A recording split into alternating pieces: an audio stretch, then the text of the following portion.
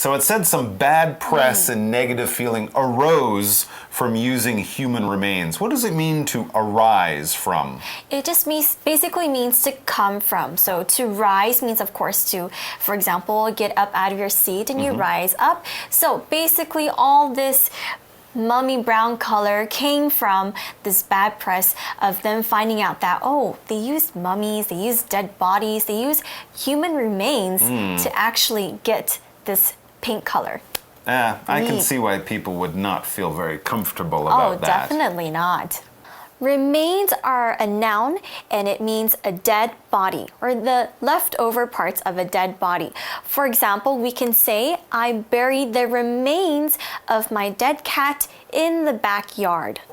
All right, so next, let's take another look at a different valuable pigment. It's called Indian yellow. Okay. Oh, I'm kind of scared of this one. Yeah. After hearing what you told me about where yellow comes from. I hope it was a little cleaner, but we'll find out. True to its name, the article says, Indian yellow was produced in India from the 15th to 20th centuries. So it's long enough ago that we know it came from a natural yellow source. This wasn't just made in a factory with chemicals. So where did Indian yellow come from?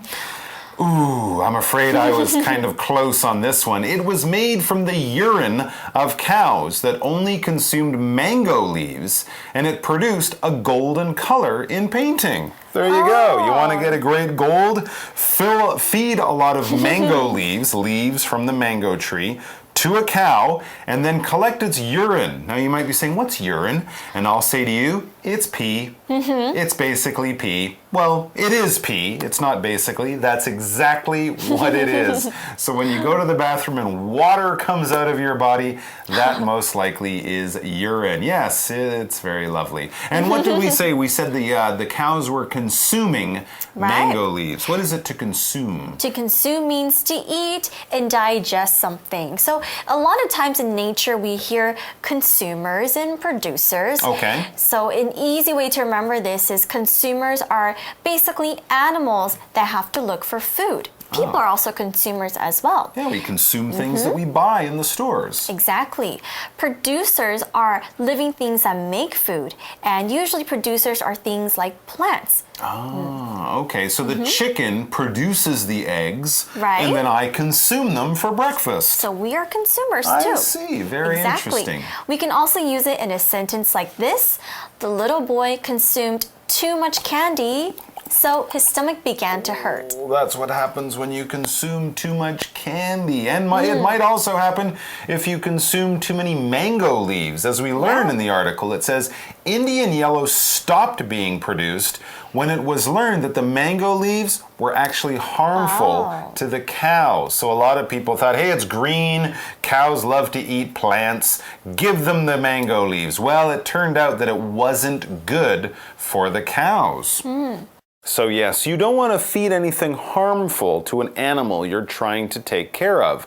Why? Well, the adjective harmful means it causes damage to something. It harms something. It hurts something or makes it sick in some kind of way. Of course, most people these days know, for example, that smoking cigarettes is harmful to your health. It's bad for your health. So it could be things you eat, things that you do, poisons that might get into your food, or something like that that might make you sick. All of that could be harmful. All right. For example, we could say scientists now know that not getting enough sleep is very harmful to our health.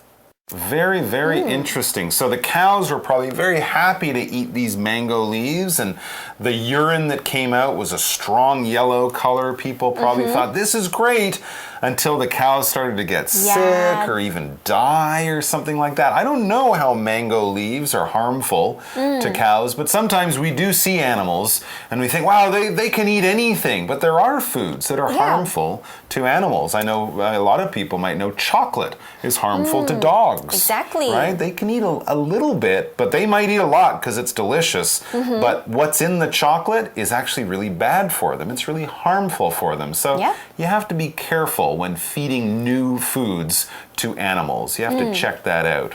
So I can see why these pigments are actually very valuable now because it's not being made anymore. It's not being produced anymore. So I guess luckily we have this in this museum. People can see what these colors used to look like. Yeah. Maybe we can make a synthetic color that way, Right. but definitely it's not a color. These pigments are not something that we can find in nature anymore, something that we cannot make using natural things anymore because they get a lot of bad press from it. That's a very good point. And also learning about them kind of teaches us a lot of history, not just the history of color and art, but the history of people, the history of farming, the history of whole countries. Because something like Indian yellow, for a country like India back in the 15 or 1600s, that would have been as rich for them, as much of a money maker for them as oil might be now for some countries, or diamonds for some countries. These colors were very, very valuable back then, and only the richest people in Europe or America could afford them because they're coming all the way from India. It takes a lot of cow urine to make a beautiful yellow dress for a rich lady in Paris. Gee, scary. All right. Smelly too. Yeah, I hope they washed it. But... I'm sure they did. Good point. All right, next in the article it says, many more pigments at the Harvard Art Museum have amazing stories behind them as well. When something is amazing, it means that this thing causes a lot of great wonder or a lot of surprise. It makes you go, wow. Yeah, like for example, the Burj Khalifa in Dubai is an amazing sight to see. Yeah, the Taipei 101 is big, but the Burj Khalifa is huge. It's really amazing. Back to the article, let's finish it off. It says, if you're curious as to where pigments come from or how many colors there really are, check it out. I think it would be interesting for people interested in lots of different things, from chemistry to science to art to history. You'll find a lot to check out and a lot of colorful things to see at the Forbes collection. Yeah, I definitely learned a lot about all the colors and where people before, how they get paint. So now when I go to museums, actually, I'm going to have a little bit of a different perspective. For sure. I'm going to look closely and I'm going to think, oh, the yellow comes from urine. Or when you go to your favorite clothing store, you'll be impressed at how many colors we have and how cheap they all are. Well, that's modern science for you. Okay, we're going to be back with our wrap-up. We'll see you soon.